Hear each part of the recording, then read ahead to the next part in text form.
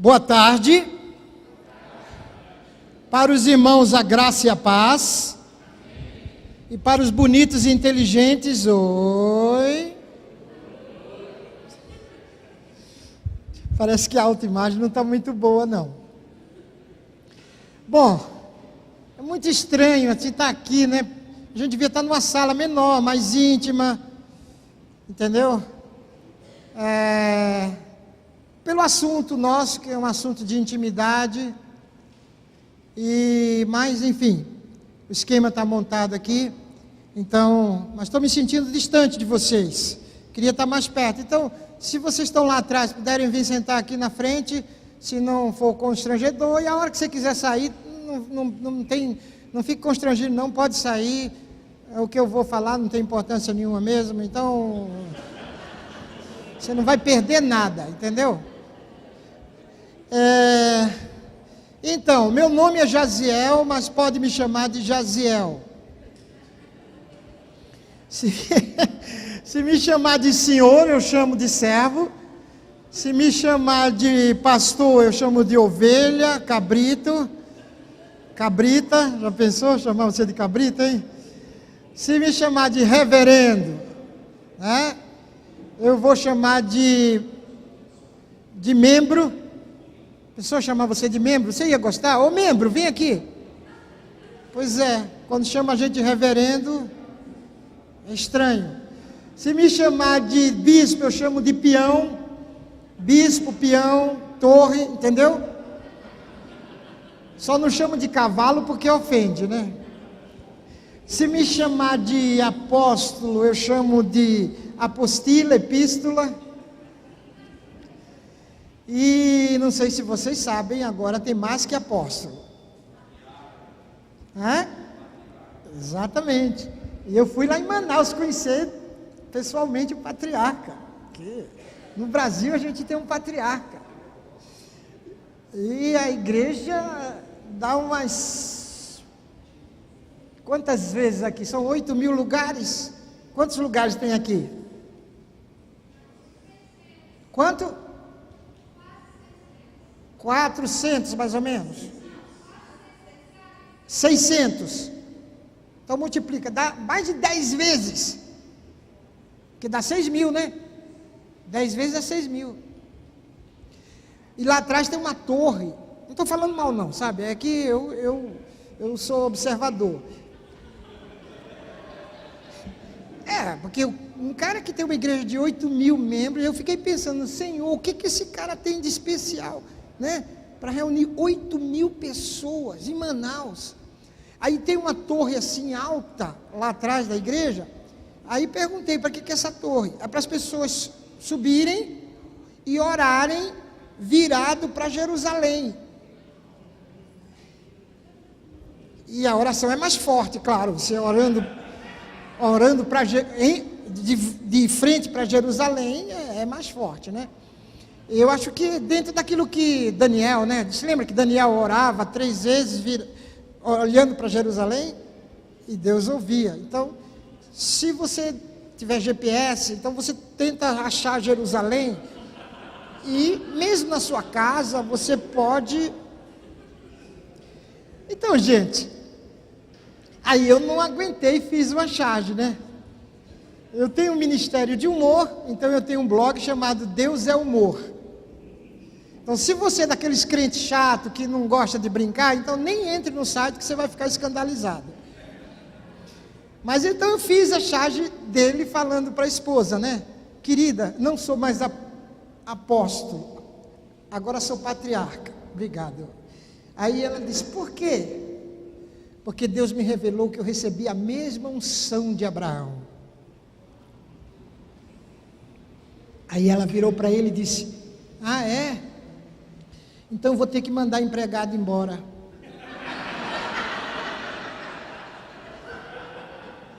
Entendeu não? Não gostou, né? Porque ele é solteiro, ele não gosta dessas piadas, né? Só casado que entende.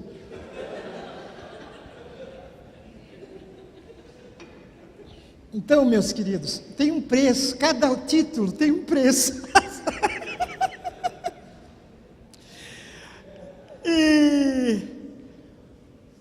E o Ari falou uma vez, e aí mudou minha cabeça, né? Porque eu, né, desde adolescente, eu fui criado na igreja presbiteriana. Eu via lá o pastor lá na frente. Um dia eu quero ser pastor, um dia eu quero ser reverendo. E fiz seminário. E vocês, quem é presbiteriano, sabe a luta que é para vocês conseguirem o status de reverendo. Então, eu também sou humano, né? Então, eu lutei por isso. E um dia, e aí virou essa correria atrás de títulos e tudo mais. E um dia o Ari falou assim que, dentro do Evangelho, o maior título que a gente pode usar é o de irmão. Nossa, eu fiquei pensando, estou que nem Paulo, o meu diploma de reverendo, de pastor, vou ter que jogar no lixo também? E daí, uma vez, não sei se eu posso contar isso, está sendo gravado, dá uma paradinha aí, um stop aí. Então eu não vou falar nome, tá? Mas foi o Ari. Aproveitar que ele não está aqui. Ari apresentando o irmão André. Vocês sabem quem é o irmão André? O irmão André, o contrabandista de Deus, né? E o irmão André não está mais entre os comunistas, agora está entre os muçulmanos. E ele foi falar na CEPAL. E pediram para o Ari Ovaldo apresentar o irmão André. Aí o Ari falou, por que o irmão André? Aí começou a elogiar o irmão André. O irmão André é um profeta de Deus. O irmão André é isso. O irmão André é um verdadeiro apóstolo. Aí ele parou assim e falou, porque meus irmãos, tem irmãos que devem ser chamados de apóstolo, e tem apóstolo que não pode nem ser chamado de irmão. Então, isso eu brinco porque é uma coisa tão séria, né? Uma coisa tão delicada, que tem que usar humor para poder a gente aguentar, né? Mas então, pode me chamar de Jaziel, não é bonito, né? Mas foi meu pai que escolheu, e assim, então, a gente precisa aprender a tratar as pessoas pelo nome, porque você sabe que seu nome é a palavra mais importante da língua portuguesa, né? Tanto que você faz um teste, se você estiver dormindo, fizer barulho, quem tem sono pesado não acorda, mas se chegar no ouvido, quem tem adolescente que não acorda de manhã, tem um método para você acordar seu adolescente para ir para a escola, alguma coisa assim. Você chega no ouvido dele e fala o nome dele, ele acorda na hora. Porque, com o nome da gente, quando é pronunciado o nome da gente, todo o ser da gente entra em colapso.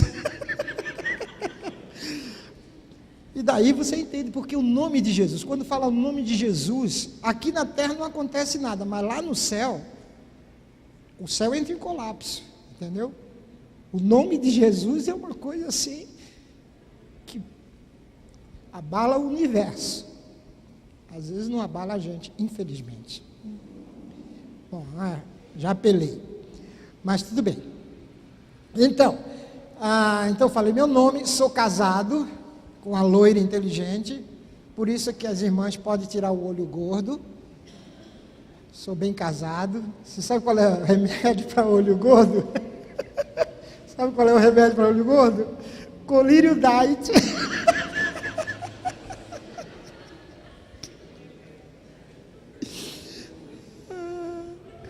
Então, casado com a loira inteligente, daqui de Goiás. A minha esposa é goiana, de Rio Verde das Abóboras. Alguém aqui é de Rio Verde? Não é Rio Verde das Abóboras antigamente? Ela não gosta que fale assim. Mas então eu vim muito em Goiânia, porque minha sogra morou muitos anos aqui em Goiás, aqui na Rua 9. E eu vi o nascer dessa igreja. Que eu sou antigo, viu? Não vou nem falar a minha idade, mas que eu também não lembro, porque faz tanto tempo. Eu vi o nascer dessa igreja aqui, Maranata. E vim muitas vezes aqui. Alguém é dessa igreja aqui? Levanta a mão aí. 1, 2, 3. Você estava no encontro de casais que a gente teve, não? Você é solteira? Ah, mas aqui é missão integral. A gente vai casar você até sexta-feira, a gente casa você. Eu sou santo casamenteiro. Então depois você vem me cumprimentar que eu aperto sua mão e passo o vírus do casamento para você, tá?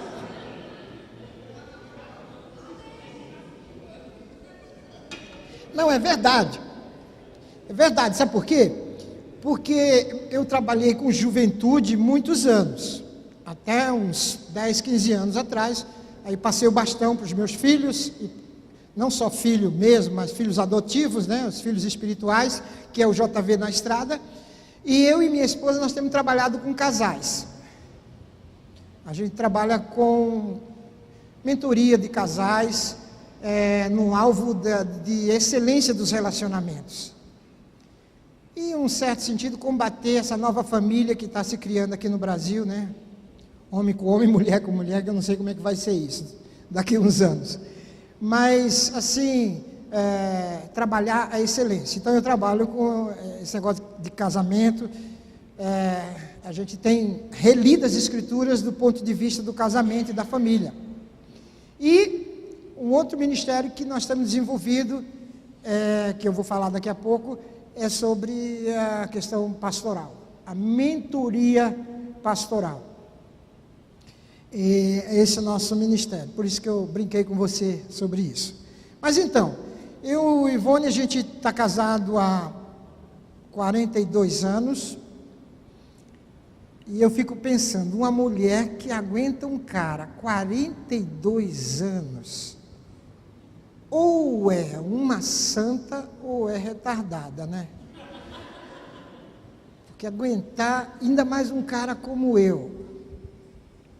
Mamãe não me aguentava, meu pai não me aguentava. Agora a Ivone tem me suportado todos esses anos, né? E a gente está assim numa fase do ninho vazio, né? O último foi embora, foi o Marquinhos. Nós temos 3 filhos, que agora são 6, porque nós consideramos as noras e o genro filhos, para consertar um erro de família, porque eu sou de 9 irmãos e a Ivone é de 9 irmãos. E a história da nossa família é de rejeição dos genros e das noras, tanto da minha parte como da dela. Então a gente quebrou essa maldição lá em casa. E eu não chamo minha nora de nora, nem chamo o meu genro de genro, eu chamo de filho. Então são 6 filhos agora. E o ninho está vazio, e eu nem posso falar nisso que eu começo a chorar. Vocês vão passar por isso um dia. É muito. Então a gente reclama dos filhos em casa, mas depois quando eles vão embora a gente sente falta. A recompensa é que agora, de vez em quando, a casa enche de novo.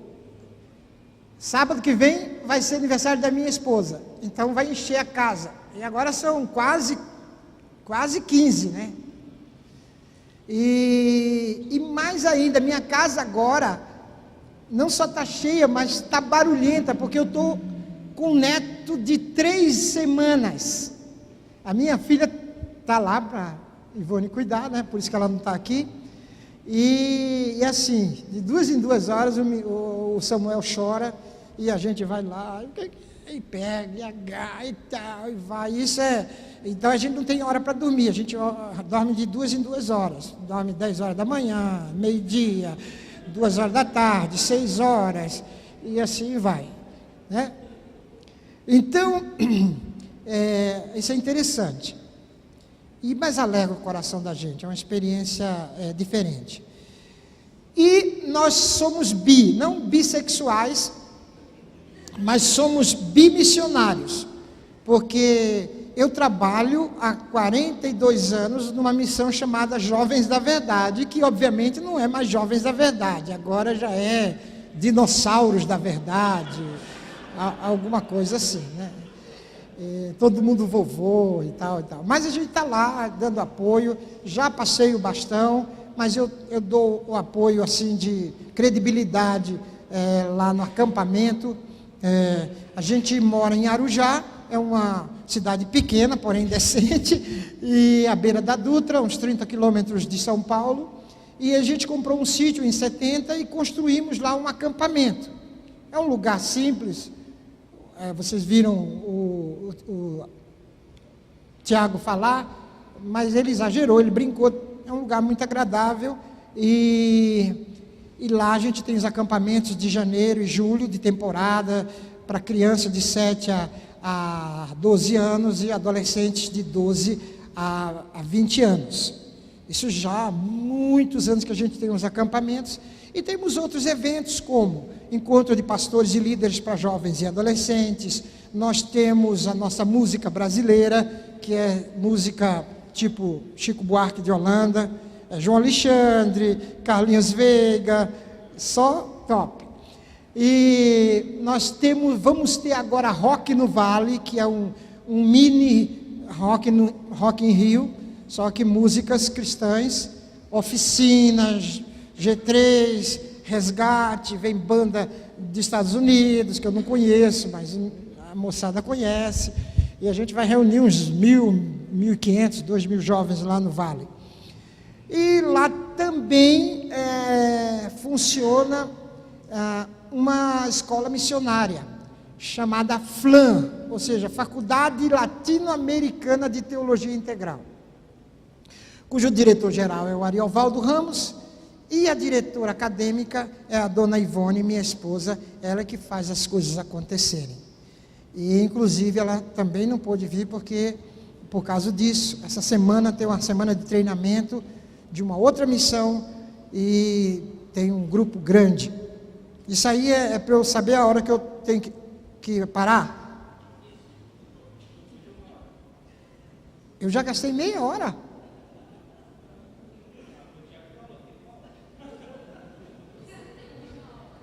Eu sei, não, é que ele falou 1h30, então eu já gastei 1 hora. Só enrolando vocês. É porque vocês já me conhecem, então eu tenho que gastar um tempo para vocês. E quem mais? Com esse negócio aqui na minha frente.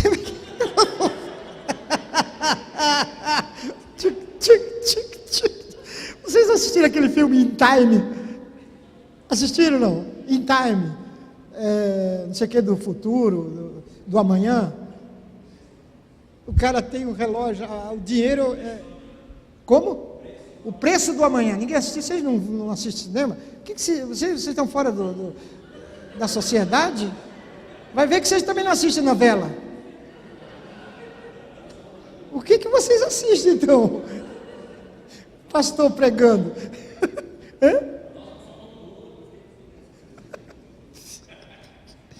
Bom, então, a gente tem essa escola, lá moram jovens, e a gente tem pós-graduação, você pode fazer teologia online, entendeu? Na sua casa você pode fazer teologia, reconhecido pelo MEC, inclusive. Negócio bacana. Então, por isso, e nós somos também missionários de uma missão chamada CEPAL, não sei se você já ouviu falar, servindo a pastores e líderes. A CEPAL é uma missão, era americana, agora é brasileira, e a gente trabalha com esses pastores e líderes. Por isso que a gente agora trabalha com casais e com pastores e líderes. Bom, acho que é só isso. Não, tem mais aqui os livros. Deus tem dado dons para a gente, o dom da pintura. Antigamente eu era desenhista publicitário, e daí desenvolvi esse ministério de pinturas, e esses quadros são evangelísticos, então vai estar aqui à sua disposição, se você quiser adquirir, está lá atrás, tem gravuras e tudo mais. E outras coisas são livros. Naturalmente, os livros que eu trouxe aqui são livros mais para jovem, porque foi o que eu produzi. Então, o primeiro foi Juventude, o tempo mais estratégico de nossas vidas. Quem tem menos de 25 anos, pouca gente aqui tem menos de 25, né?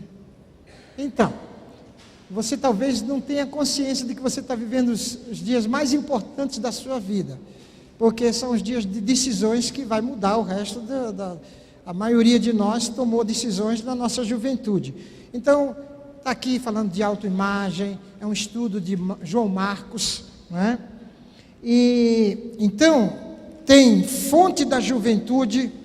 A igreja será jovem quando jovem for igreja. Então, se você tiver algum adolescente, são livros para jovens e adolescentes. Tem aqui Em Busca da Costela Perdida. É um livro que fala sobre namoro, casamento, sexualidade, e fala bem. Porque minha juventude, minha adolescência, tudo se falava mal de casamento e de sexo.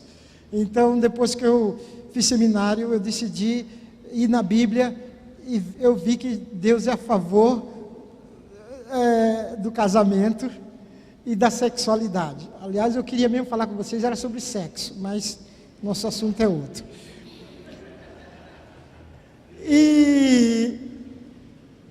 Então, se você tiver um adolescente em casa, esse livro ajuda ele a arranjar um namorado bonito, rico e crente, tá? Mas se você tiver mais de 30 anos e ainda não casou, não adianta ler o livro, que ele não faz milagre, viu? Não é para você, irmão. E aí tem outros livros que é de humor. Aqui, ó, Ria, Coisa Séria, Parábolas da Vida Eclesiástica. Não é piada, é humor. Tem, deixa eu ver, Rir é Melhor que Remédio. É uma coleção de textos de humor. Você sabe que o humor, você tem que usar os dois lados do cérebro. Tem a parte racional e tem a parte extra-racional, não sei como é que é, transcendental do cérebro, né? Então, o humor não se explica. Ou você entende ou não entende. Então, tem um de Charges aqui. Charges é humor em desenho.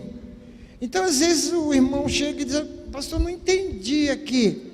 Então, não dá para explicar. Se explicar, estraga. Então, você pode adquirir, e se você não entender, você pode colorir as figuras, e daí você se diverte do mesmo jeito.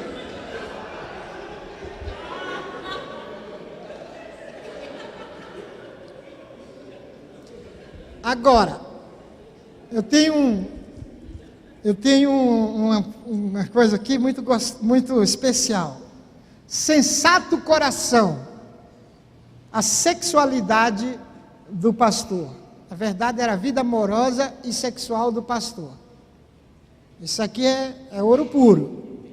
É uma releitura de Cântico dos Cânticos. Eu queria muito falar para vocês sobre Cântico dos Cânticos, mas não vai dar. Ai, meu Deus. O que depois de 60 anos você só pode pensar naquilo, não dá para fazer mais. Então isso não sai da minha cabeça. Eu estou naquela fase que é Deus no céu e a Pfizer na terra. Sabe o que é Pfizer, né? Sabe o que é Pfizer? Sabe? Não sabe. É solteiro. Rapaz, eu tinha que estar lá atrás da reunião do jovem, cara. Eu estou brincando. Então eu estou naquela fase do pastor, quando o pastor chega e diz assim: faço o que eu digo, não faço o que eu faço. Entendeu? Então é isso aí. E os que são casados, eu quero dizer, aproveitem antes que venham os maus dias, dos quais dirás: não tenho neles contentamento.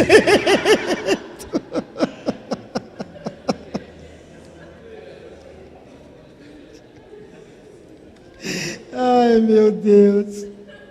Olha, a gente não vai aprender nada, mas a gente vai se divertir esses 52 minutos que nos restam. Bem, na verdade eu preparei um PowerPoint, e foi até meu filho que preparou, mas eu não vou usar, porque eu hoje de manhã estava revendo coisas, E é um negócio muito, é mais uma aula, é muito chato, então vamos conversar sobre mentoria, tá bom? Eu acho que é melhor assim. Eu vi, a primeira vez que eu estou participando, não é a primeira vez, mas da primeira vez que teve esse trabalho, eu cedi a minha fala para um outro pastor, porque vai amontoando as marchas, muita gente, né? Então, praticamente é a primeira vez. E também eu tinha uma expectativa, mas eu estou vendo pelo que está se falando, que é mais uma reflexão, é mais um momento de se pensar, não de se ter uma aula. A aula você tem. Então, tem o PowerPoint, se você quiser, depois copia o PowerPoint, que tem a história da mentoria, filosofia, e não sei o que, discipulado, mas eu queria passar para vocês alguma coisa mais prática e mais uma reflexão dessa questão do pastorado. Agora eu estou vendo mulheres aqui, e eu quero saber se essas mulheres são pastoras, têm ministério pastoral, ou vocês só estão participando porque estão no congresso sobre missão integral. Você é pastora? Missionária. Então é pastora. Você? Pastora. Pastora. Pastora. Você é esposa do pastor.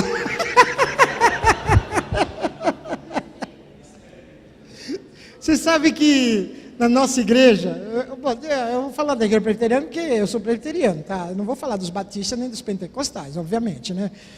Então, na nossa igreja, as mulheres só sobem no púlpito se for zeladora da igreja para limpar o púlpito, né?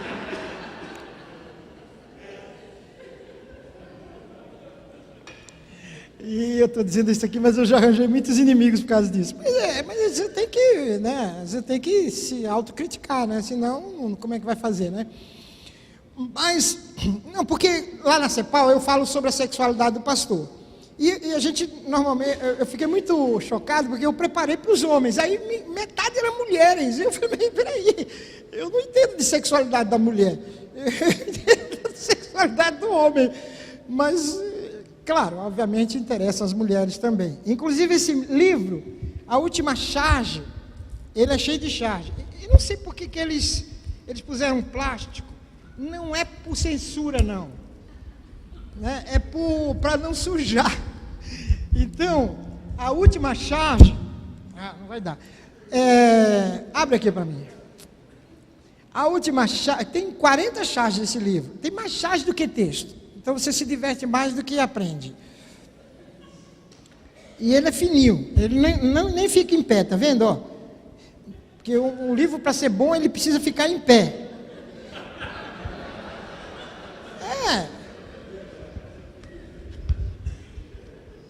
Mas às vezes nem só de erudição, né? Erudição, como é que é? Erudição vive o ser humano. A gente também vive de bobagens, né? A gente também come no McDonald's. É muito bom comer uma feijoada, mas é bom também no McDonald's. Olha aqui, as duas falando assim, ó. O livro foi escrito para o meu marido, mas quem foi mais beneficiada fui eu. Então é isso aí, as mulheres. Então, nem vamos começar esse negócio de mulheres, porque a polêmica, então, como a gente está numa igreja presbiteriana, vamos respeitar. Se tivesse um lugar mais neutro, aí a gente podia falar umas boas verdades sobre isso. Mas,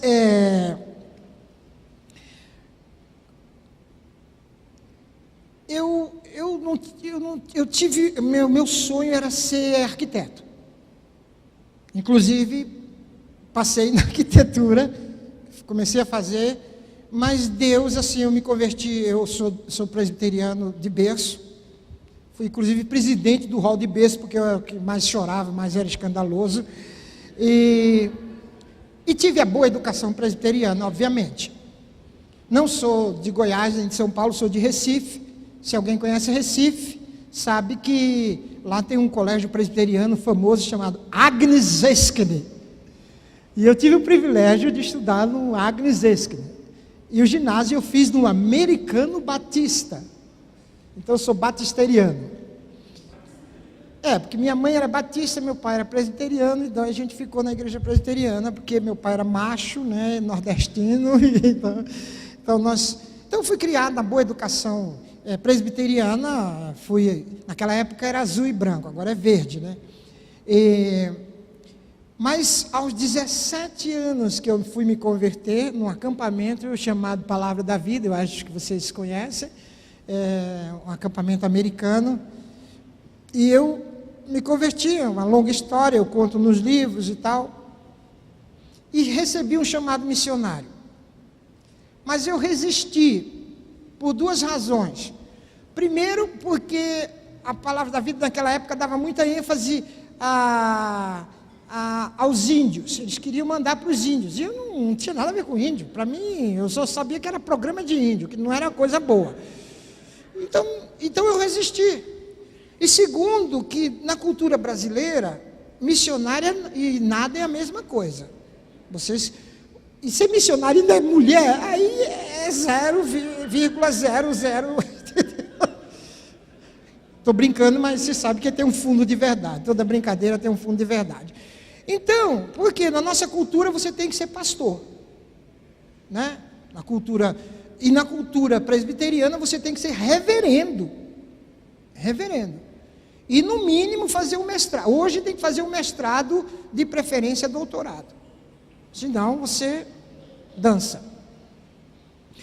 Então, e os gringos, eles vieram não como pastores, eles eram missionários. Então eles desafiavam a gente para ser missionário. Eu falei, não vou ser missionário.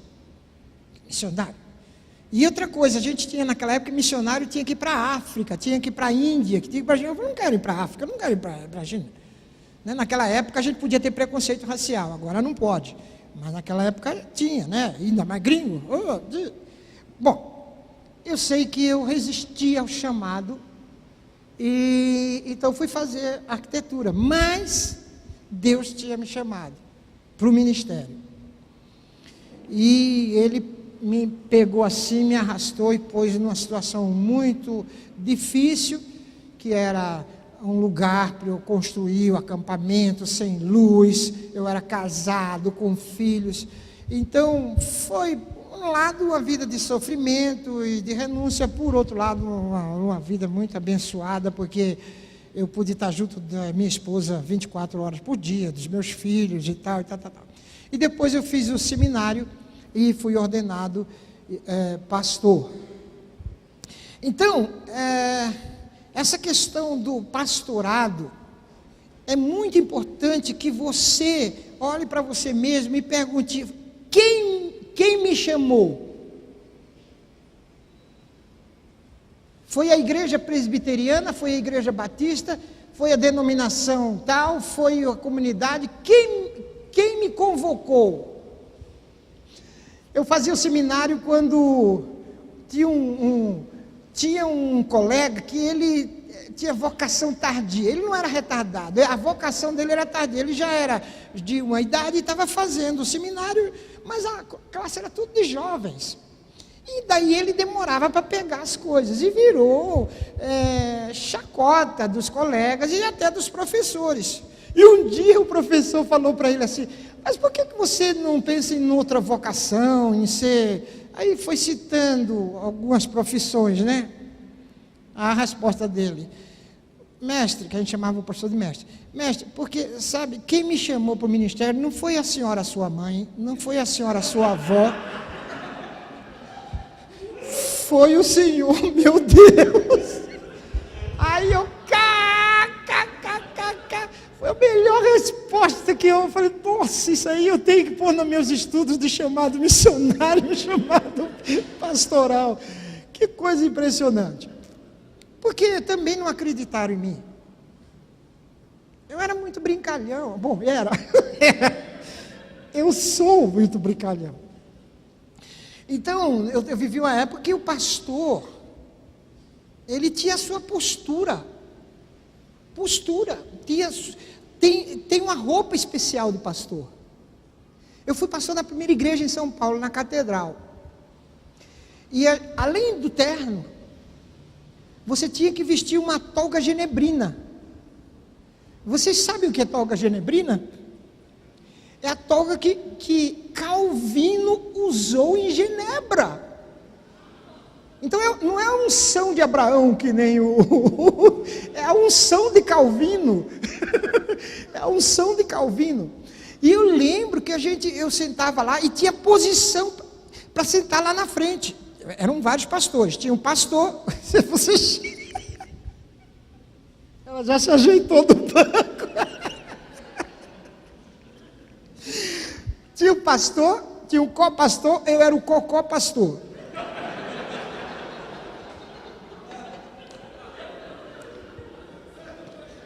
Então, tinha o jeito de você sentar lá na frente.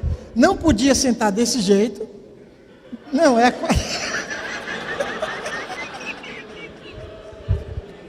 eu estou dizendo de perna cruzada, entendeu? Não podia sentar assim, né? Nem assim do jeito que você está. Você tinha que sentar, né? Desse jeito, assim, pôr as mãos aí, pôr as duas mãos e olha para mim, faz uma cara de santa. Isso. A gente então tinha que ficar assim o tempo todo da liturgia, né? E que nem ventilador, assim, né? Eu estou brincando porque o Zé ontem extrapolou, né? Se o Zé pode brincar, por que eu não posso também, né? Então, havia um tipo de pastor. E interessante que a gente critica os fariseus, que os fariseus também tinham seus tipos, né? Os fariseus, eles vestiam de branco, só branco, eles não vestiam outra cor. E eles se vestiam de branco porque eles tinham o branco como a cor da pureza, da santidade. Então, eles eram santos, porque se vestiam daquele jeito. Interessante. E tinha outros tiques, por exemplo, alguns levantavam os ombros e punham as mãos assim, numa postura de espiritualidade. Você não acha que eu sou mais espiritual se eu fizer assim, ó? Assim, eu já vi colegas assim, que eles conversam com a gente e fazem assim ainda.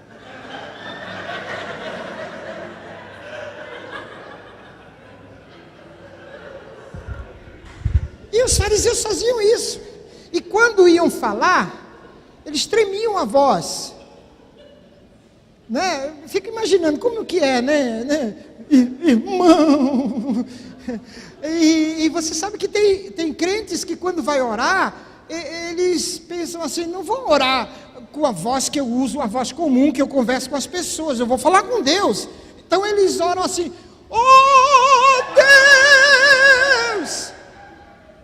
Então, eu acredito que na cabeça deles está assim, essa voz é uma voz mais espiritual, é uma voz que Deus entende, é um tipo de voz, de linguagem, que vai mais rápido ao trono de Deus. Outro dia eu vi não sei, eu acho que é piada. Eu fiz a charge, que você quando for orar, você vai de madrugada, porque Deus ouve de madrugada. E a pessoa falou que a fila é menor. Eu falei, agora como é que a gente reage ouvindo uma coisa dessa?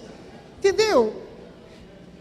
Aí eu fiz uma charge, o cara ajoelhado, 5 horas da manhã, e falando, Senhor, o pastor fulano mandou eu orar de madrugada, que o senhor atende melhor e tal. E tem uma nuvem e Deus está deitado assim, dormindo. Entendeu? É o único jeito que eu vou reagir a um tipo de ensino desse, né?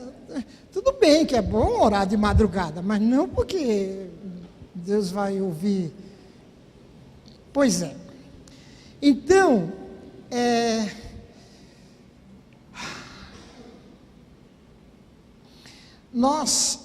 o Ziel disse que o problema da igreja brasileira tem nome e endereço. Essa é a liderança. Isso não é só para os pastores, é para os presbíteros. Tem presbítero aqui? Tem presbítero aqui? 1, 2, então é para vocês, tá? 4, só 4. Porque nós, tempos bons aqueles que a gente era minoria, que ser crente, tudo bem, a gente era perseguido, era chamado de bode, lá no Rio era Bíblia, lá no Nordeste eram os bodes, a molecada passava na frente da igreja, falava, bé! E saía correndo, e eu ia correndo atrás deles, entendeu? Mas, quando um crente fazia alguma coisa, nem precisava de documento, porque tinha palavra. O pastor era uma pessoa que o pai não queria que a filha casasse com um pastor, porque não ia ter dinheiro, né? Lembra dessa época? Né? Mas nós fomos abençoados. A igreja cresceu. Nós não somos mais 5%, 2%, 3% da população brasileira. Nós somos quantos por cento? 20%? 30%? Então nós estamos quase fazendo um presidente. Como é o nome dela? Marina está aí, ameaçando, entendeu? Se ela for presidente, vamos ter uma presidenta evangélica. Se o Bispo Macedo deixar, que ele é que manda. Então, nós crescemos, a igreja cresceu. Hoje a Globo tem que mencionar os evangélicos, né? A linguagem mudou da mídia, é uma coisa incrível. As novelas têm crentes, mas a situação dos pastores, em vez de melhorar, num certo sentido piorou. E daí surgiu uma necessidade, isso é recente, uma necessidade. Antes a necessidade era cuidar dos crentes, era cuidar das ovelhas, só se falava em cuidar das ovelhas. Então, N métodos para cuidar das ovelhas, pastorear as ovelhas, como pastorear, fazer curso de como pastorear. Vocês viram o Ziel falando aqui ontem sobre como cuidar das ovelhas. Uma igreja pequena é uma igreja irrelevante. Se você tem um grupinho pequeno, não salga, não ilumina nada, aí vamos ter uma igreja grande. Mas uma igreja grande, como é que vai cuidar das pessoas? As pessoas se tornam um número. Se você tiver uma igreja de 2.000 membros, como é que você vai conhecer fulano, beltrano, a família de cicrano? Não vai. E, claro, há uma febre nossa de pastores. Eu digo isso por causa do encontro da CEPAL. Uma febre de como eu posso ter uma mega igreja. Porque se eu tiver uma igreja de 1.000 membros, uma igreja de 2.000 membros, uma igreja de 5.000 membros, então eu vou ser relevante, eu vou ser importante. Primeiro vou ter recursos, porque normalmente o pastor não tem recursos. Então a gente passa agora por essa crise, né, dos pastores quererem grandes igrejas e vão atrás de todos os tipos de métodos. Outra coisa que aconteceu, que por um lado é bom e por outro lado é perigoso, é que não tem mais aquele preparo tradicional que tanto a Igreja Batista como as igrejas históricas, Assembleia de Deus, a presbiteriana, que você tinha fazer um curso teológico de 5 anos, 4 anos, depois 1 ano de estágio, depois um exame para você pregar, e tinha um conselho que examinava você, aí depois lhe colocava numa congregação, ou então para pastorear um jovem, entendeu? Agora não. Agora, os pastores são ordenados, até se auto-ordena. Eu me ordeno a mim mesmo. Claro, eu digo que é bom por um lado, porque ninguém é dono do Evangelho, ninguém é dono da igreja de Jesus Cristo. Eu sei que cada igreja tem o seu dono, mas, na verdade, a melhor método de evangelização é fundar uma igreja, é montar uma igreja. Só que, quando não tem um preparo, aí é como o Ziel falou, não tem Bíblia, não tem palavra de Deus, é conforme a revelação. Eu tive um problema lá em Arujá, apareceu um profeta Edimã, lá em Arujá. E o meu como é que chama? Meu pedreiro, um homem simples, ele frequentava o profeta Edimã. E eu falei, como é que é lá? Ele se veste de branco e ele então tem as revelações. Eu falei, mas ele não prega a Bíblia, não? Ele falou, não, Bíblia não, é a revelação. Aí um dia, uma vez até eu falei, porque Davi, ele falou, que Davi? Davi Miranda? Eu falei, não, Davi da Bíblia. Ele não sabia quem era o Davi da Bíblia, ele conhecia quem era Davi Miranda. E daí, ele se envolveu com esse profeta Edimã, e realmente ele vestia um manto branco, e era um cara místico, evangélico. Aí esse meu pedreiro, ele tinha um sítio lá perto, do pai dele, do avô dele, e era um sítio assim que tinha um morro, e esse Edimã pegou e foi para lá, pôs uma bandeira e tomou posse. E como a esposa dele não era crente, né? Os filhos das trevas são mais sábios do que os filhos da luz, isso segundo Jesus. Então ela percebeu que a malandragem do cara que ia tomar o terreninho deles. E aí eles vieram falar comigo. Eu falei, tá bom, eu vou lá falar com esse Edimã. Fui lá, rapaz, o cara me recebeu com pedra e tudo. Não quis nem falar comigo. No alto do pedestal dele, incrédulo, não falo com incrédulo. Eu falei, você não vai falar com incrédulo, mas você vai falar com o pai dos incrédulos aqui de Arujá, que é o delegado, que era meu amigo. Eu fazia culto na cadeia, aí fui falar com o delegado. Falei, aconteceu isso. Mas isso é briga de irmão. Eu falei, não é briga de irmão não, você vai ter que me ajudar a resolver isso. Eu falei, pode deixar. Fez uma intimação e falou, vai lá e entrega na mão dele. E eu fui. Eu falei, eu tenho um documento importante para você, documento terreno para você. Aí ele falou, aqui é o documento terreno. Como documento terreno? É para você ir lá no delegado e ele vai te passar o documento desse terreno aqui. Aí resolvi o problema. O delegado pôs ele para fora. Profeta de Deus.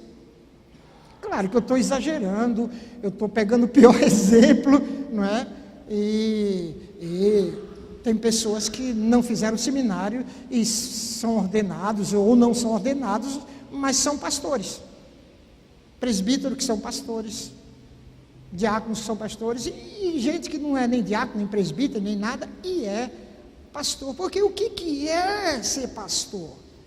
Pastor é cuidar de gente. Na verdade, pastor não é um título, é uma função.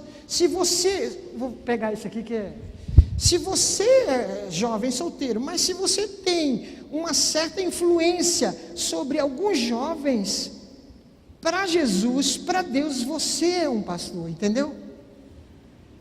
Então agora faça um exercício na sua mente, pense pelo menos em 5 nomes, se não der 5, 3, se não der 3, um nome de alguém que influenciou a sua vida, até agora. Não vale pai e mãe, né? Não vai dizer, meu pai, minha mãe, tudo bem, o nosso pai e nossa mãe, são os nossos mentores, são os nossos pastores, né? Também não vale, meu pastor da minha igreja, também é obrigação dele. Mas de pessoas que influenciaram você e que fizeram você tomar decisões na sua vida, que mudou alguma coisa, que influenciaram vocês. Pensou? Diz aí, quantos você tem na sua cabeça? 3? Fala o nome deles. Maria Lúcia? Que legal. Mas não é sua esposa não, né? Sua professora. A professora é realmente. O magistério é um ministério. Quem mais? Caio Fábio? Carlos? Não, Caio Fábio, na época que ele me influenciou a minha vida, era o meu guru. Quem mais?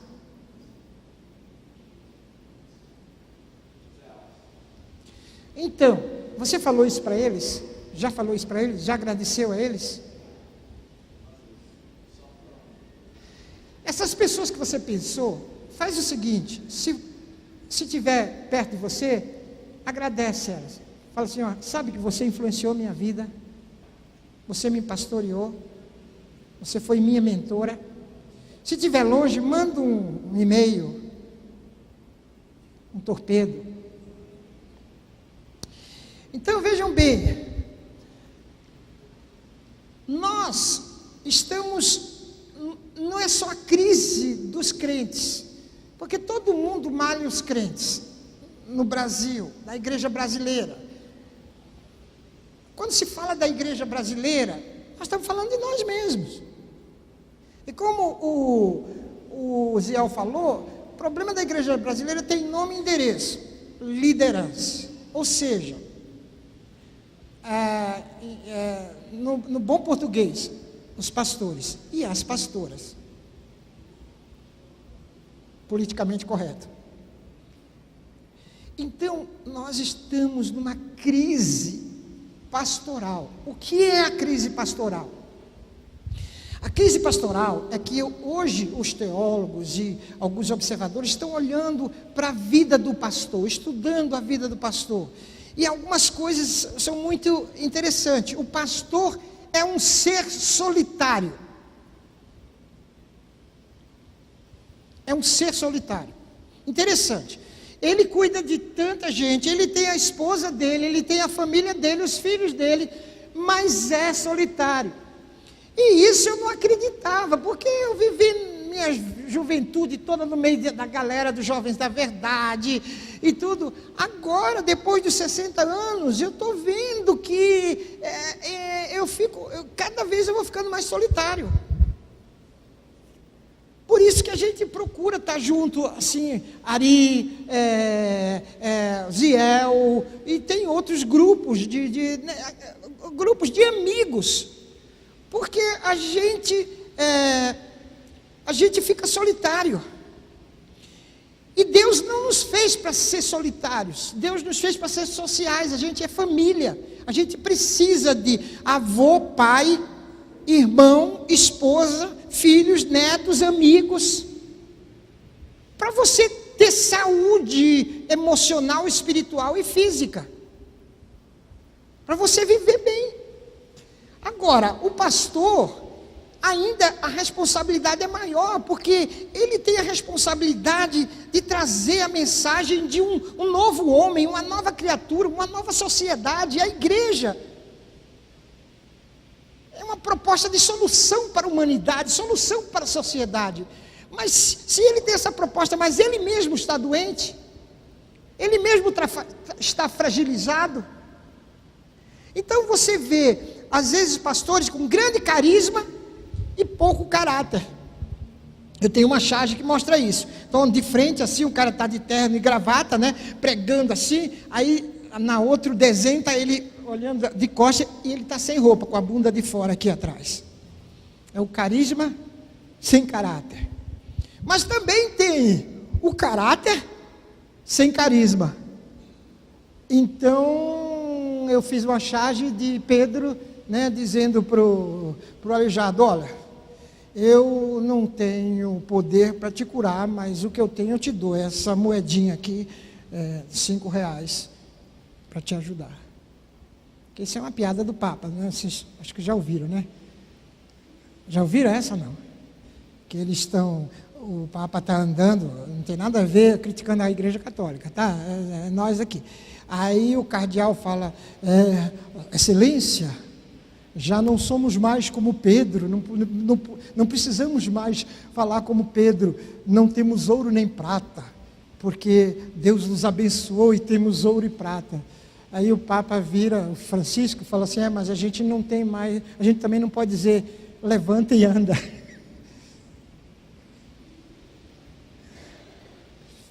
Então, vejam bem, nós estamos nessa crise, e a solução para essa crise veio dos americanos, chamado mentoria. Mentoria é uma palavra moderna, que mais ou menos quer dizer discipulado. A gente conhece o discipulado, que é eu vou discipular ele, então eu vou gastar um tempo, vou ensinar o que você precisa aprender de mim, da minha experiência, entendeu? É o que Jesus fez com os discípulos. Jesus chamou, ele nomeou 12, mas ele não tinha 12, tinha muito mais de 12, né? Inclusive as mulheres, eram discípulos de Jesus. Inclusive, sabe quem sustentava a equipe, né? Para não fazer nada? Sabe quem que sustentava eles? Essa é brincadeira. Eram as mulheres viúvas. Vocês sabem disso, né? Sustentavam a equipe de evangelização de Jesus, dos discípulos. E sabe como é que Deus fazia? Que eram viúvas ricas. Deus pegava as judias, fazia elas ficar bem bonitas, e os homens ricos adoram mulheres bonitas, né? Pobre é que gosta de mulher feia, mas o rico gosta de mulher bonita. Aí eles casavam com elas, Deus matava os caras, e elas ficavam ricas com a herança dele, e daí elas contribuíam com o trabalho missionário de Jesus. Era esse o método. Então, se você é casada com um cara rico, porque as escrituras dizem lá em Provérbio, que da mulher ideal, o marido nunca ficará pobre. Já leram isso? Quer dizer que se seu marido é pobre, a culpa é sua, minha irmã. Segundo Salomão, segundo Provérbios. Mas se você é casado com um homem rico que não quer contribuir para missões, você conta essa história para ele. Aí ele muda imediatamente de mentalidade. Então Jesus tinha os seus discípulos, né? Que era uma mentoria, porque o trabalho, quem deu mais trabalho não foram os fariseus, não foi o povo, não foi os gentios, foram os discípulos. Os discípulos, quem deu mais trabalho, 3 anos com Jesus. 3 anos, tempo integral, 24 horas, não era um seminário de 4 horas por dia, não. 24 horas, Jesus dormia, Jesus fazia até as necessidades na frente deles, porque eles andavam de bando, não tinha banheiro naquela época. 24 horas. E Jesus não ensinava, não discipulava como a gente discipula na base da lei e do legalismo. Jesus ensinava na base da graça. Por isso que ele aguentou Judas. Na verdade, ele escolheu Judas. Ele já sabia que Judas gostava, adorava Mamon. Sabe o que eu estou falando? Mamon é o Deus do dinheiro. Mamon só é bom de manhã, no café da manhã com açúcar. E Judas era. E Jesus disse, vou te dar uma oportunidade. Vem e seja meu discípulo. Mas ainda, olha o que Jesus fez. Você vai cuidar da tesouraria. Se você soubesse que o irmão da sua igreja já foi acusado de roubo, até condenado, você daria a tesouraria da igreja para ele? Era essa a mentoria de Jesus. Tomé! Você acha que Tomé só tem aquelas... Não, Tomé não acreditava em nada. Tomé não acreditava. Eu imagino Jesus fazendo a cura, curou aquele cego. E Tomé ia lá na casa dele para saber se ele era cego mesmo. Não, esse cara não era cego, não. Pedro. Jesus teve que chegar, Satã, o diabo, é que você chama alguém que está do teu lado, entendeu? De Satanás, pela madrugada. Mas não é que Jesus era mal educado, não. É que Jesus usava a graça para mentorear e discipular. Então, a gente tem muitos livros sobre discipular. Mas a mentoria, ela é um pouquinho diferente. Mentoria é você cuidar de uma pessoa que já está formada, já está crescida. O discipulado é para pegar um bebê espiritual, um crente novo, e trabalhar ensinando o beabá, a salvação, a graça, e etc, etc, etc. A mentoria é você cuidar de alguém que já é adulto. Por quê, gente? Não é só o pastor, todos nós aqui. Vocês lembram quando vocês eram adolescentes que papai e mamãe cuidavam de vocês? Lembra? Você chegou a sentar no colo do seu pai, da sua mãe? Você ainda faz isso hoje? Faz isso? Parabéns. Você dá bênção para papai e para mamãe ainda não? Dá? Uau! Parabéns. Mas aí você cresceu, não é?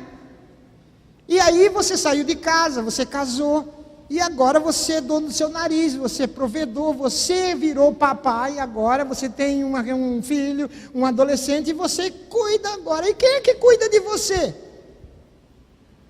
Quem é que cuida para você estar passando essa semana aqui? Vocês não trabalham, não é? Bando de vagabundo, então, uma semana aqui numa boa, hein? Sabe qual a percentagem de vocês que tem no Brasil que pode fazer o que vocês estão fazendo? Menos de 5% da população brasileira pode fazer o que vocês estão fazendo aqui essa semana. Tem gente, né? Não estou falando dos goianos que estão aqui não, estou falando de gente que veio de Rio Grande do Sul, veio de Maringá. Está vendo? Veio de Maringá, não faz nada na vida. Vem passar a semana aqui em Goiás, em Goiânia. Maranhão, você veio do Maranhão? Uau, parabéns. Vou te dar um livro só porque você veio tão longe, tá? Então você vai ganhar 2 livros. Mas então, não, chega. A graça tem limite.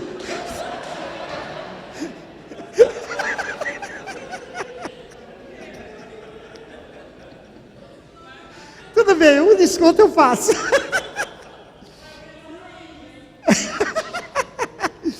Mas então, o que é agora? Você já tentou cuidar de adulto como é difícil? Já tentou ensinar sua avó, seu avô? É muito difícil ensinar adulto, alfabetizar um adulto, porque não é a mesma coisa. A pessoa que é madura, é adulta, às vezes não é madura, mas é adulta. Tem adulto que são crianças.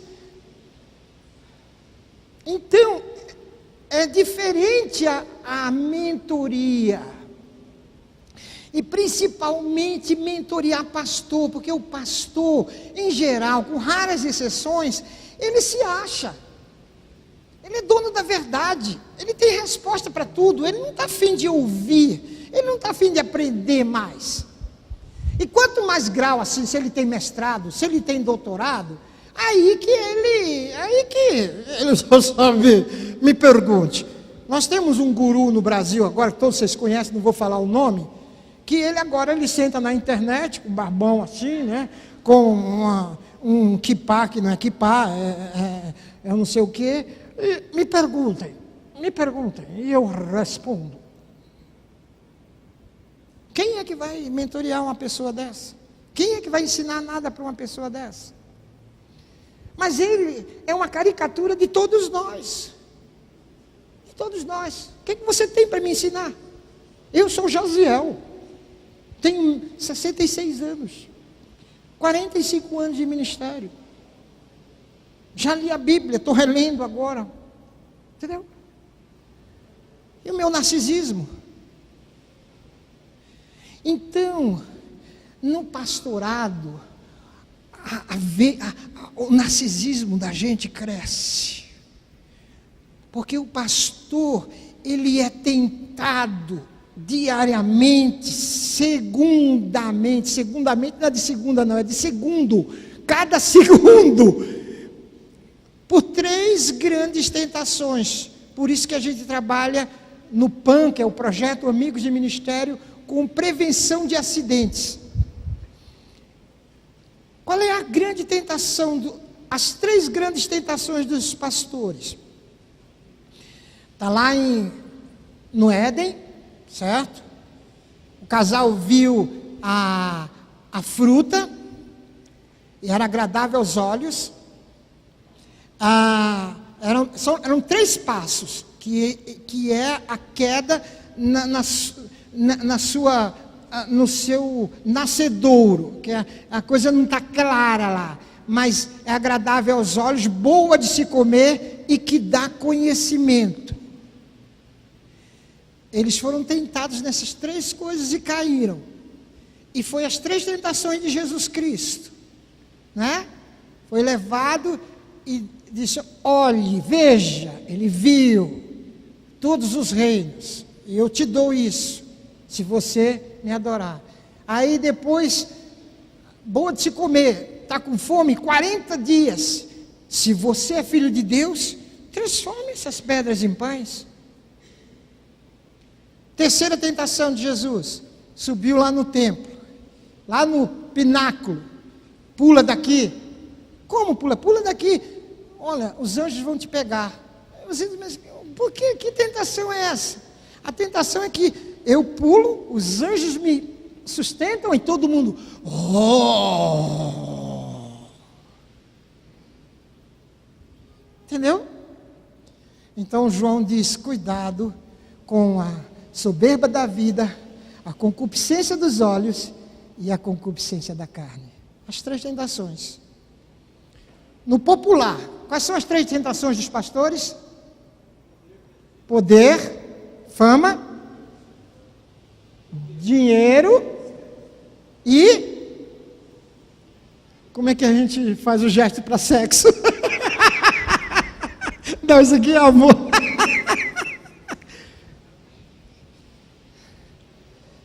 E é 24 horas. Nesse livro eu falo que o pastor é o homem mais tentado. Estou pensando no homem, mas não sei se é mulher. Acho que sexo vocês não são tentadas nisso. Talvez é outro tipo de tentação. É shopping, é com os olhos. Entendeu? Mas para quem é hétero puro, se o pastor é hétero puro...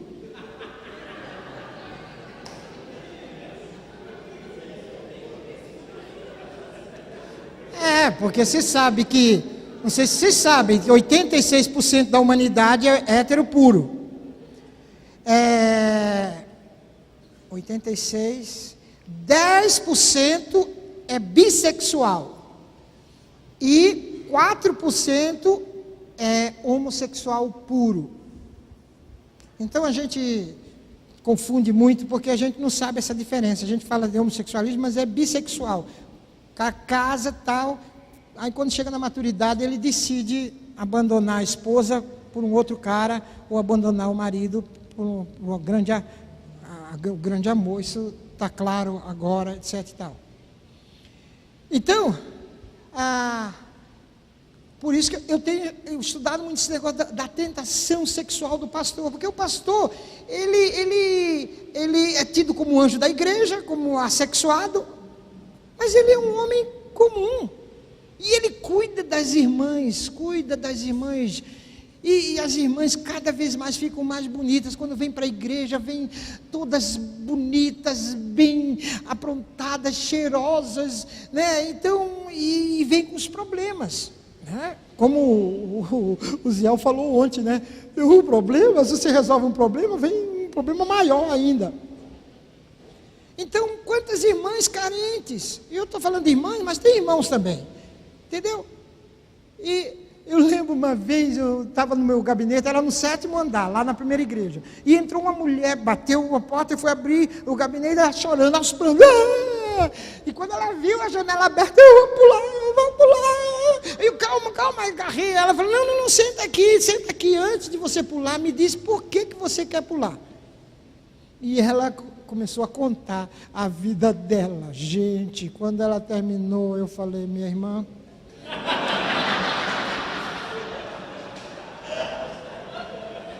Quando eu fiz assim, ela começou a rir, fez que nem vocês. Eu falei, não tem solução para a senhora tem que pular da janela mesmo. Aí ela, nós oramos e ela foi embora feliz da vida. Mas então, a mentoria, nós, pastores, precisamos nos cuidar. Só que a gente não se cuida sozinho. Lá no PAN, que é esse projeto que a gente tem, eu ia mostrar para vocês, e no fim não deu, é um projeto Amigos de Ministério, porque veio essa ideia de cuidar dos pastores, dos americanos, a CEPAL trouxe isso, e outros americanos, só que eles têm um método muito pesado, sabe? Em vez de aliviar a carga do pastor, às vezes fica mais pesado ainda.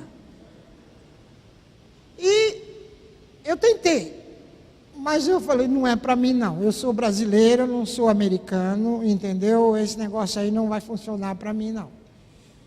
Esse negócio de 5 minutos para isso, 5 minutos, 2 minutos para você testemunhar, 5 minutos para você... E você tem que acordar cedo todo dia para fazer assim, e antes de dormir, tal. Não dá.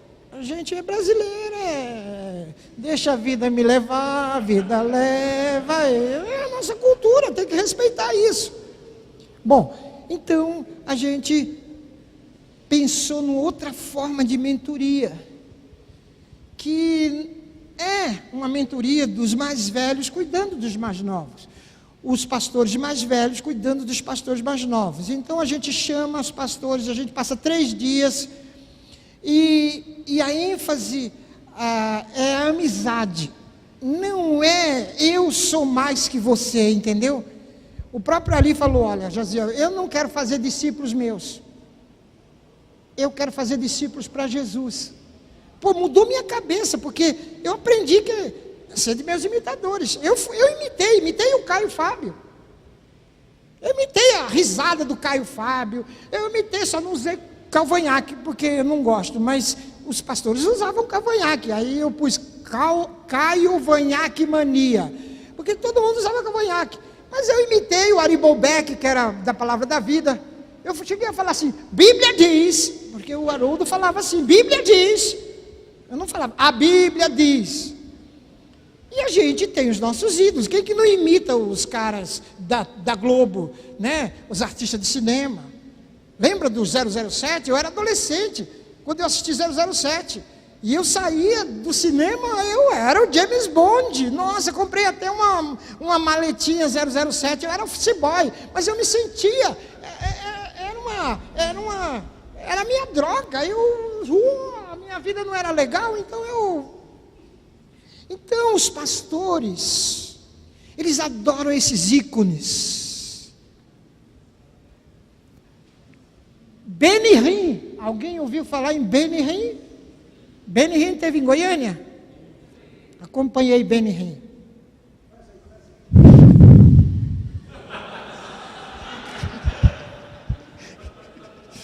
Eu fiz no meu livro As Aventuras de Benihim.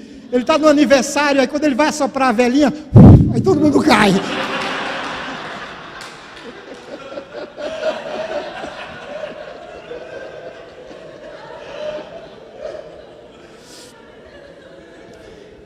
Entende?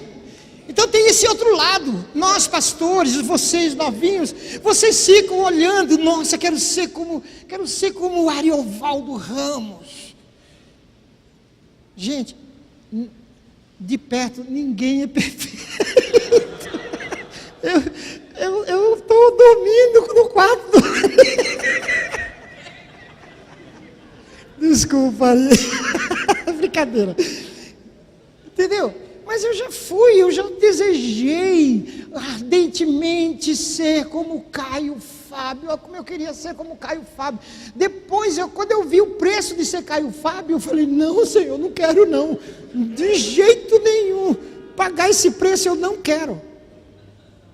Mas a gente é tentado, entendeu? A ser como Rick Warren. Rick Warren, eu não sei como é o nome dele.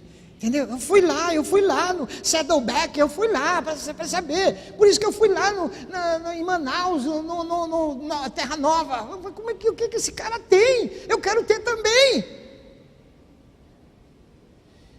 Mas a gente tem que ter um modelo de pastor, que é Jesus, gente. Jesus. Ele não tinha roupa especial, ele precisava de um traidor, porque ninguém sabia quem ele era. Ele não fazia propaganda dos milagres, ele dizia, não conte para ninguém. Ele lavou os pés dos discípulos. Isso era serviço de escravo.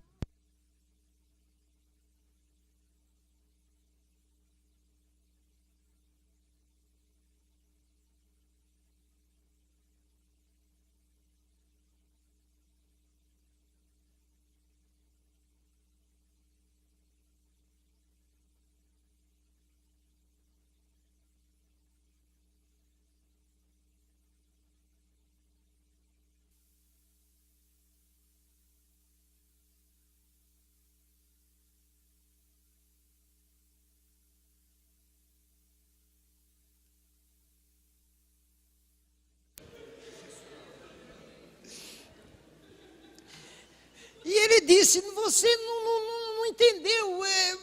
Se você... Aí Pedro insistiu, aí Jesus apelou, porque com Pedro tinha que apelar mesmo.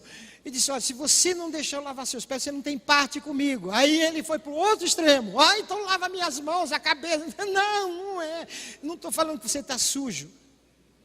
Isso aqui que eu estou fazendo não tem nada a ver com higiene. Isso aqui tem a ver com caráter. Tem a ver com o ministério, tem a ver com quem você é, quem eu sou. E depois ele diz, vocês viram o que eu fiz com vocês? Então eu quero que vocês façam isso uns com os outros. Imagina se eu, pastor, vou lavar os teus pés.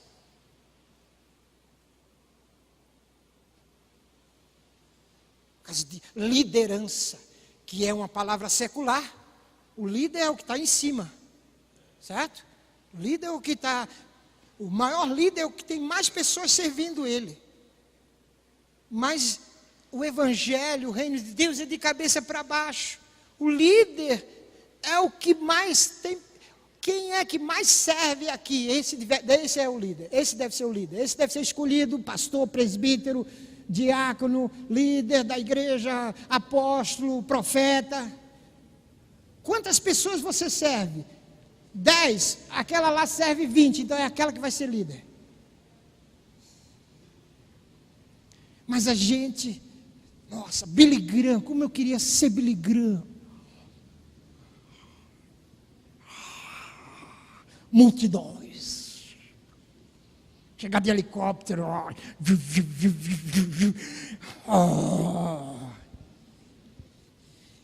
Essa tentação, a fama. Olhem para mim, as ovelhas são minhas, ciúme das ovelhas, disputa de ovelhas. Nos Estados Unidos fui lá a ovelha é disputada a pau, porque lá o dízimo é semanal, porque os caras lá ganham por semana, né? Pelo menos na igreja brasileira é assim, os caras ganham por semana e dão, todo domingo é o dízimo. Então, se você perde um membro, nossa, é um buraco na igreja.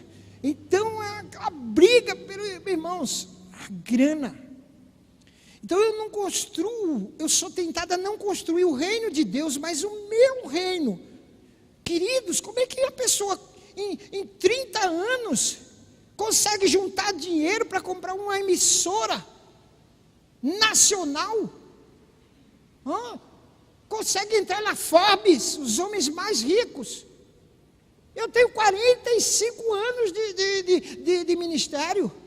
Se eu fizer uma bobagem agora e me expulsar dos Jovens da Verdade, eu só levo o meu carro, que é um Corsa, entendeu? Que deve custar aí uns 18 mil, e os móveis da minha casa.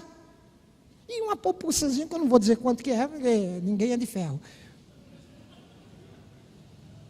Mas que não dá para comprar nenhuma casa. E um colega meu tem dinheiro em 30 anos de ministério para comprar um Aras, entendeu? Para comprar um helicóptero. Ou tem alguma coisa errada, ou eu sou muito medíocre, ou eu sou burro, ou não sou servo de Deus, ou Deus não está cuidando de mim. Deus manda o ouro, Deus é dono do ouro, da prata, mas só tem mandado o cobre para mim. O ouro e a prata está indo para outra pessoa. É que nem aquela história, né? Como é que é? 7 mulheres para cada homem, né? Aí o cara falou, não, então alguém está com 14, porque não tem nenhuma para mim.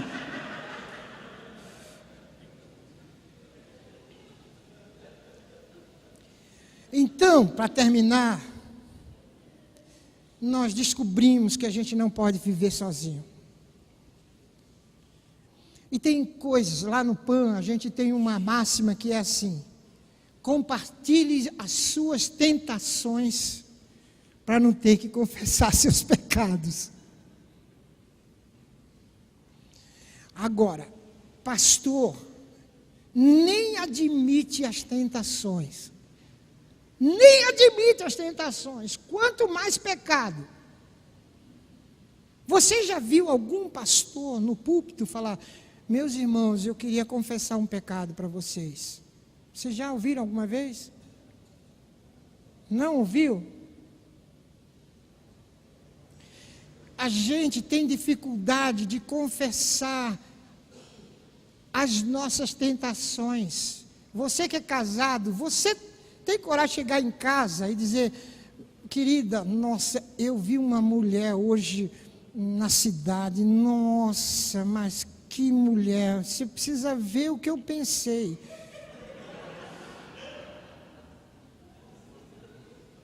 Já fez alguma vez isso? Eu conheço um cara que fez isso. E eu vou dizer o nome porque ele falou isso publicamente. Ivênio dos Santos. Alguém conhece Ivênio dos Santos? Um pastor batista. Ele fez isso com a Deia, porque eu conheci os dois quando eles namoraram lá na Palavra da Vida. E ele quase pira a Deia. Quase que ela enlouquece. Você não pode fazer isso. Você não pode fazer isso. Você não pode compartilhar com sua esposa as suas tentações sexuais. Nem as suas fantasias. E daí você guarda isso para você? Você tem que ter alguém que você tenha que compartilhar. Você tem que pôr isso para fora. Você diz, tudo bem, com Deus. O melhor seria Deus, porque pelo menos você não vai ter nenhum resultado negativo. Não caia na bobagem de contar isso para o seu presbítero. Não caia na bobagem de contar suas tentações para os seus colegas de presbitério. Não faça isso. No máximo, um amigo que mora a 1000 quilômetros de você, que não tem a mínima possibilidade dele usar o que você compartilhou contra você. Porque nós somos terríveis, principalmente os pastores. O lado negro dos pastores é muito negro. Infelizmente. Não é por conta dele, é porque é alguém que está perturbando o inferno. É alguém que é inimigo, é como a mulher, Deus pôs inimizade entre a mulher e a serpente. Quem mais sofre é a mulher. Por que todo esse sofrimento da mulher? Por que todo esse machismo, toda essa dominação dos homens nas mulheres? Por que toda essa discriminação? A mulher não pode ser pastora, a mulher não pode dar bênção, a mulher não pode dar ceia, isso na igreja, no ambiente cristão. Por que isso? Porque ela é inimiga número 1 de Satanás. Isso é uma maldição do Éden. E o segundo maior inimigo de Satanás são os pastores. Então ele fica numa perseguição cerrada ali, cercada escada ali, e às vezes o pastor não percebe, porque o lobo está de olho na ovelha, ele quer comer a ovelha, ele quer se alimentar da ovelha, mas o ladrão e o salteador, que Jesus fala que também é Satanás, o ladrão e o salteador não está de olho nas ovelhas, ele está de olho em quem? No pastor. Ele vai assaltar o pastor, ele vai assassinar o pastor, porque se ele pegar o pastor, ele pega o quê? Todo o rebanho. Por isso que vocês veem quando um pastor cai, o estrago que faz, não é? Então, queridos, pelo amor de Deus, deem atenção a isso, a mentoria. Arranje alguém mais velho que você e conte seus problemas. Arranje pessoas que são da sua idade, seja amigo do peito, amigo que você possa contar tudo e essa pessoa não usar isso contra você. E você mesmo arranje pessoas para você mentorear, cuidar, como Jesus cuidou com o coração, aceitando a pessoa como ela é, não discriminando, não vou te mentorear, você é mulher, você é baiano, você é argentino, você é de cor, você é pentecostal, você você é violento, Jesus não fez isso, ele chamou simplesmente, e os piores homens,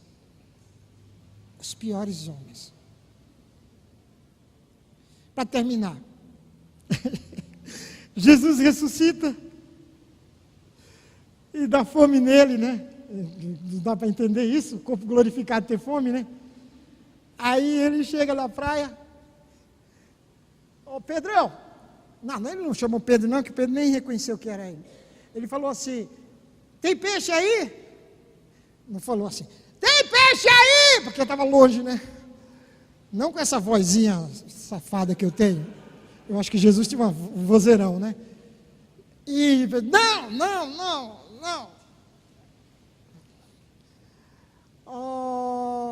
Joga a rede do outro lado. Quem é você? Nós estamos cansados, ficamos a noite toda. Veio um Zé Ninguém que a gente nem conhece e manda a gente jogar a rede do... Aí alguém, acho que foi João, né? Não sei, é o mestre. Aí Pedro, coitado, sempre foi afoito, né? Falou, o mestre, o senhor é carpinteiro, o senhor fez esse barco, mas quem entende de pescaria sou eu, somos nós aqui. Ô Pedro, joga a rede, filho. Joga a rede, que eu já estou cansado de estar segurando os peixes. A gente pensa que o milagre foi os peixes entrarem na rede. Mas o milagre maior foi que a noite toda, Jesus segurou os peixes na mão dele. Não deixou. Não vai entrar nenhum, eu estou mandando, não entra nenhum peixe, nenhuma rede desses caras aí. Porque é o seguinte, o rio era de peixe, qualquer um pegava peixe. Era impossível alguém pescar sem voltar com peixe. E eles passaram a noite toda. E Jesus disse, Pedro, joga a rede. Quem disse que eu não sou pescador? Eu sou pescador. Meu trabalho é de carpintaria, mas o meu hobby, o que eu gosto de fazer, o que eu amo fazer é pescar. E eu pesco pessoas. E eu vou fazer isso de você também. Joga a rede. Aí Pedro, no fim, falou, tudo bem. Já que o senhor está mandando, é porque o senhor está mandando. Senão eu não jogaria não, porque eu já pesquei, já tentei a noite toda, estou cansado. E estou com raiva. Aí ele joga a rede. E não vai dar para tirar a rede, enganchou no fundo do mar, no rio.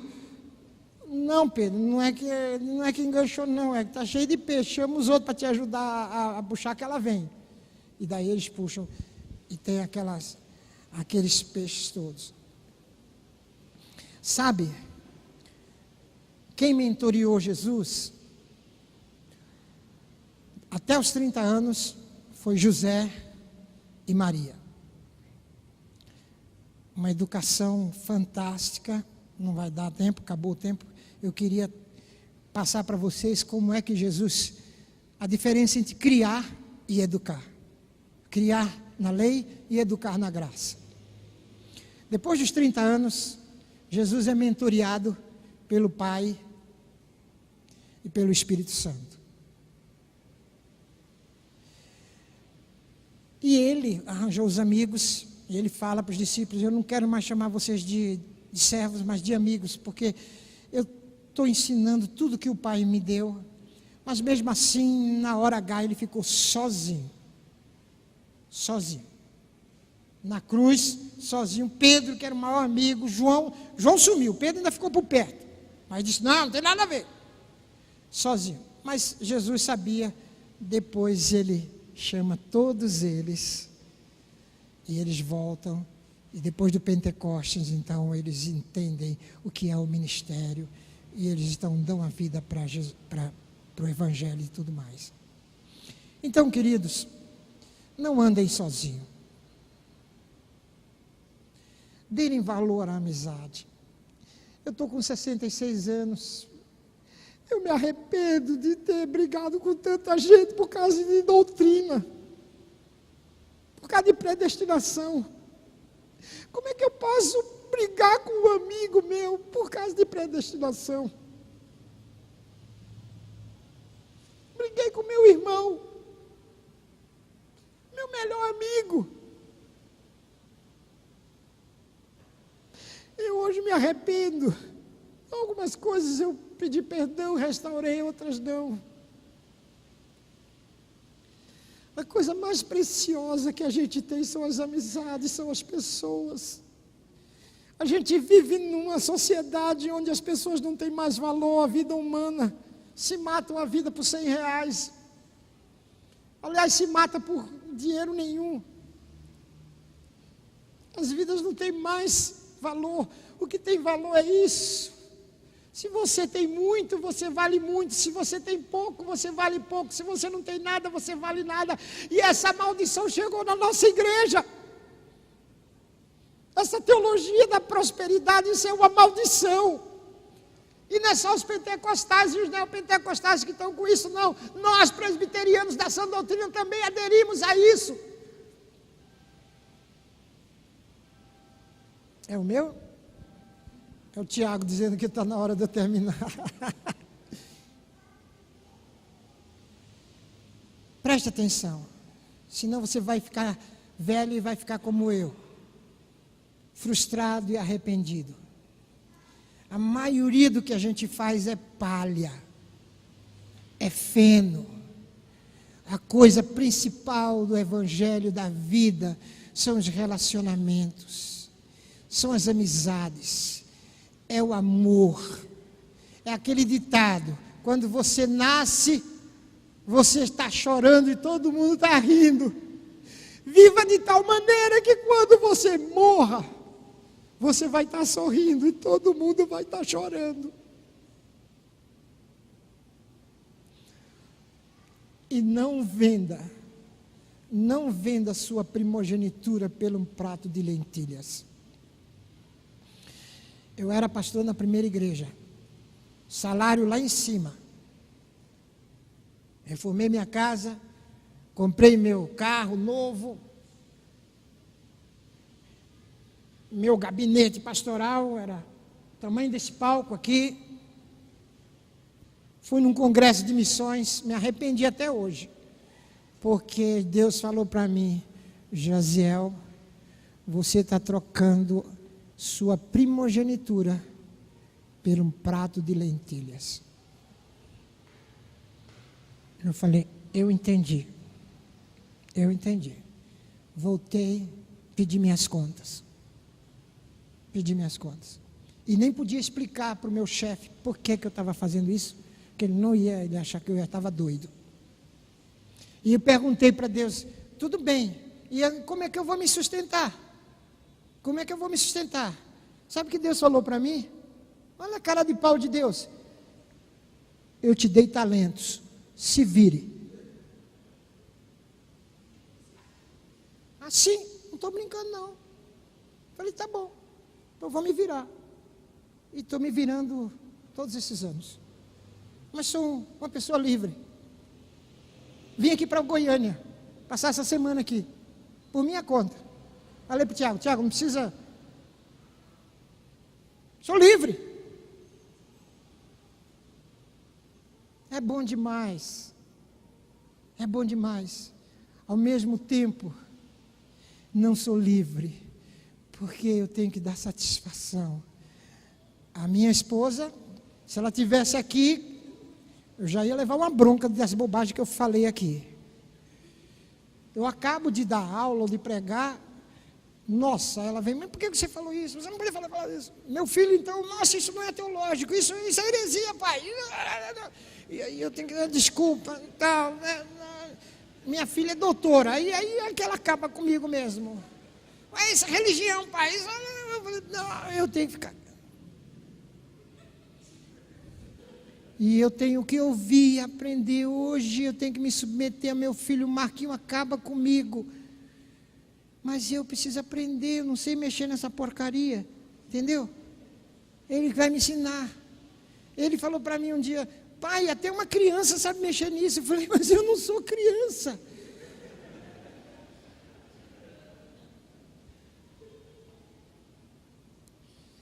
Não fique sozinho. Não fique sozinho. Arranje alguém, pelo menos um amigo. Uma amiga. Vocês são amigas? Dá um beijinho nela, dá um beijinho nela. Isso. A gente que é homem não pode fazer isso, mas já pode, né? Hoje já pode. Homem já beija homens. A Bíblia fala, ósculo santo. Arranja um amigo. Arranja um mentor. Divide tua vida. Não tenha medo. Você não é homem de ferro, você é um homem de ferro, mas é um homem de barro também. Seja como Jesus. Jesus era o verdadeiro homem de ferro, 100% de ferro e 100% de barro. Só que nós, pastores, queremos ter o ferro por fora. O homem de aço, Superman. E o barro que está por dentro a gente esconde. A gente não quer mostrar as fraquezas. Não vou mostrar para ninguém minhas fraquezas. Minhas tentações não vou mostrar. Jesus era o contrário. Ele era um homem de barro por fora. Por fora. Ninguém dava nada por ele. Quem é esse aí? Quem é esse cara? A gente conhece o pai dele, a mãe dele.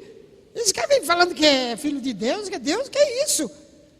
Quem é esse cara? Ele era de barro por fora. Ninguém acreditava que ele era Deus. Nem os discípulos. Nem quando ele ressuscitou. Nem a mãe dele. Vou falar que nem o Ari ontem. O Ari gritou ontem. Nem a mãe dele! Você vê como o Espírito Santo me tomou agora? Que autoridade! Ele era barro por fora. Nós, pastores, queremos ser de ferro por fora. Vocês assistiram o Homem de Ferro, né? Muda isso. Seja de barro por fora. E de ferro por dentro. E de aço por dentro. Aí sim você vai ser o pastor que Deus quer que você seja. E Ele vai olhar para você e vai dizer, esse é meu garoto em que eu tenho prazer. Esse é meu garoto. Esse é meu garoto. Esse está mostrando meu filho na vida dele. Esse é o verdadeiro pastor. Eu vou dar um rebanho na mão dele. Porque ele vai saber cuidar. Amém. Desculpe as brincadeiras, desculpe as bobagens, mas eu espero que, se você não foi edificado, pelo menos se divertiu, né? Amém. Vamos orar.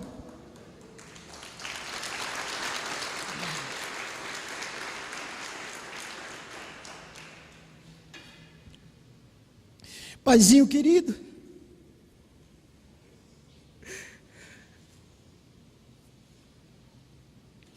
nos perdoa, Senhor, porque a imagem que a gente tem de pastor não tem nada com aquele pastor que o Senhor foi e que o Senhor quis e quer que sejamos.